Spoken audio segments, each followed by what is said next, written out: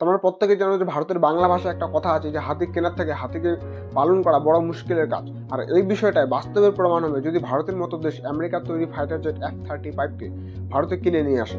কারণ আসলে বিষয়টা হচ্ছে যে ভারতের বেঙ্গালুরুতে একটা এরো ইন্ডিয়া শো হচ্ছিল, যেখানে বিভিন্ন দেশ বিদেশের ফাইটার জেটকে নিয়ে আসে, সেখানে উড়িয়ে ডেমোক্রেসি হিসেবে লাইভ সেটা বাস্তবেই কতটা আধুনিক আর বাস্তবে কতটা কার্যকর। আর ভারত বিশেষ করে যেই কয়টা দেশের থেকে অস্ত্র কিনে তার মধ্যে আমেরিকা, ফ্রান্স, জার্মান, ব্রিটেন এই কয়েকটা দেশের মধ্যে থেকে অস্ত্র কেনে। আর এই কয়েকটা দেশেই কিন্তু ফাইটার জেট বেঙ্গালুরুতে হওয়া এরো ইন্ডিয়া শোয়ের মধ্যে তাদের ফাইটার জেটকে নিয়ে এসে ভারত থেকে এজ এ বড় কাস্টমার হিসেবে দেখা চলে। এছাড়াও ভারত অন্যান্য দেশের থেকে অস্ত্র কিনে, কিন্তু এইসব দেশগুলো বেশি গুরুত্বপূর্ণ ভারতের নজরে, কারণ ভারত গোটা দুনিয়ার বাজারে অস্ত্র আমদানিতে সব থেকে বড় কাস্টমার।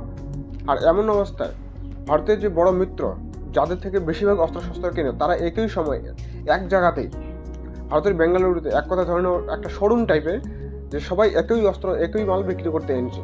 এই পরিস্থিতিতে ভারতের মতো দেশকে অবশ্যই স্বাভাবিক অবস্থা মুশকিলতে পড়ার কথা। তো চলুন এই বিষয়টা বিস্তারভাবে আলোচনা করি। আমেরিকা তৈরি 5th জেনারেশনের F-35 ফাইটার জেট অবশ্যই বর্তমান যুগে আধুনিক অস্ত্রের মধ্যে অন্যতম একটা ফাইটার। এটা ঠিকই যে F-35 ফাইটার জেট অবশ্যই আধুনিক, কিন্তু এর যে বর্তমান মূল্য, শুধুমাত্র যদি ভারতের কারেন্সির কথা বলি, যে একটা সিঙ্গেল ইউনিটের দাম প্রায় 900 কোটি টাকা।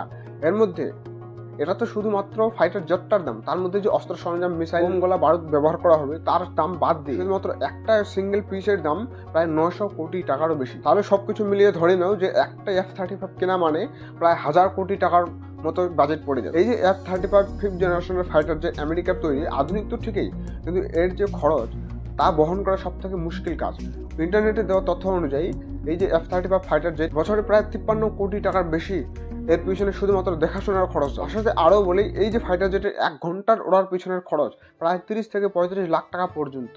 সে যদি 1 ঘন্টা আকাশে উড়ে, তাহলে ধরে নাও যে এই 35 লাখ টাকা সে ফিউল হিসেবে মানে তেল হিসেবে ব্যবহার করে হাওয়াতে উড়ে। তার সাথে এর একটা আরও বড় সমস্যা যে এর মধ্যে কোনো যদি মেনটেন্যান্সের ত্রুটি হয়, পরবর্তী সময়ে যদি এর রিপেয়ারের কোনো প্রয়োজন পড়ে, তাহলে শুধুমাত্র আমেরিকার তরফ থেকেই ঠিক করা সম্ভব। কারণ আমেরিকার এই ধরনের ফাইটার জেটের টেকনোলজি না তো কারোর সঙ্গে বলে, না তো কারোর সাথে শেয়ার করে। তাতে বাকি দুনিয়ার লোক বলছে যে আমেরিকা তৈরি F-35 ফাইটার জেট হাতির চেয়েও বেশি শক্তিশালী অস্ত্র। এইটা আমেরিকা থেকে কিনে ব্যবহার করা তো দূরের কথা, বাড়িতে রাখাটাই সব থেকে বড় মজা। আমাদের মনে হতে পারে যে কি এমন আছে আমেরিকা তৈরি F-35 ফাইটার জেটে যা হাতির চেয়েও বেশি শক্তিশালী, যা দেখে সবাই ভয় পাচ্ছে।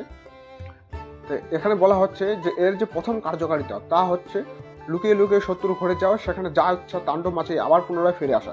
এতে কেউ টের পর্যন্ত পায় না, কারণ এর মধ্যে ব্যবহার করে যে স্টেল টেকনোলজি, যা রাডারের মধ্যে কোনোদিনও ধরা পড়ে না। সেকেন্ড নাম্বার হচ্ছে এর যে গতি, এর স্পিড যদি বলি প্রায় শব্দের গতির সমান বরাবর এর গতিতে আকাশে উঠতে। নাম্বার পজিশনে যদি বলি, এই যে F-35 ফাইটার জেটে এর যে ল্যান্ডিং এবং টেক অফ প্রক্রিয়া বাকি ফাইটার জেটের তুলনায় কিন্তু একটু আলাদা। কারণ একে টেক অফ করার জন্য শুধুমাত্র একটা ছোট্ট মাত্র জাহাজকে ডেকওয়ার্ড থেকেই টেক অফ করা যায়।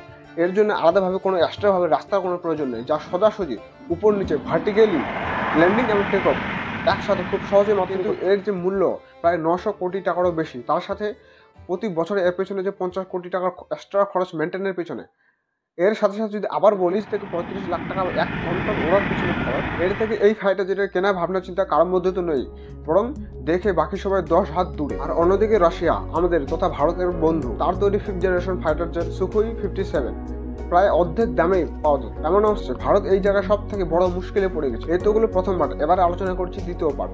দ্বিতীয় পার্টে আমি আমার একটা আগেই পোস্টের মাধ্যমে তোমাদের জানিয়ে দিয়েছিলাম যা ভারতের প্রধানমন্ত্রী নরেন্দ্র মোদী প্রথমে ফ্রান্সে যাবে, ফ্রান্সে যাওয়ার পর সেদিক দিয়েই আমেরিকায় রওনা দিবে। এবার আমেরিকায় যাওয়ার পর সেখানে আমেরিকার ট্রাম্পের সাথে মিটিং হয়। কথাটা একটু শর্টকাটে বলি যাতে ভিডিওটা লম্বা না হয়। তো যাই হোক, ট্রাম্পের মিটিং হওয়ার পর ট্রাম্প মিডিয়ার সামনে এই বক্তব্যটাও জানেন যে ভারতের সঙ্গে আমাদের অনেক কিছু সম্পর্কে মিটিং হয়েছে, অনেক চুক্তি হয়েছে, তার মধ্যে বোঝা গেছে যে ভারত বিষয়ে এগ্রিমেন্ট হয়েছে, ভারত আন্তর্জাতিক বিষয়ে অনেক বড় কাস্টমার। তার সাথে ভারতের যে প্রধানমন্ত্রী নরেন্দ্র মোদী সে অনেক ভালো দরদাম করতেও পারে।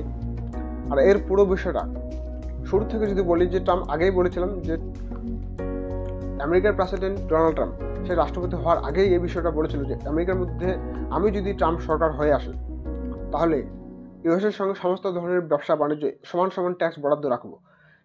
সেই বিষয়টার বাস্তবে প্রমাণ করার জন্য ভারতের তরফ থেকে সেটা যদি না মানে হয়, তো অতএব তাদের একটা প্ল্যান অনুসারে F-35কে ভারতে বিক্রি করা। যে কোনো একদিক তো রাজি হবে, হয় F-35 বিক্রি করে ভারতের থেকে পয়সা কামাও, আর নাহলে ভারতের বিক্রি করা জিনিসপত্র আমেরিকায় যারা পৌঁছায়, তাদের থেকে ট্যাক্স নাও, বাদ সমান সমান। একমাত্র আমেরিকার যেই দেশ যে যার সাথে ব্যবসা করে ভারতের মতো দেশ একটু ফায়দা হয়, সেটা যদি তার ট্যাক্সের মধ্যে আন্ডারে নিয়ে আসে তাহলে ভারতে তো অনেক লোকসান হয়ে যাবে। তো যাই হোক, পরিশেষে এটাই বলা যায় যে ভারত আমেরিকার তৈরি হাতির চেয়ে বড় অস্ত্র ওই F-35।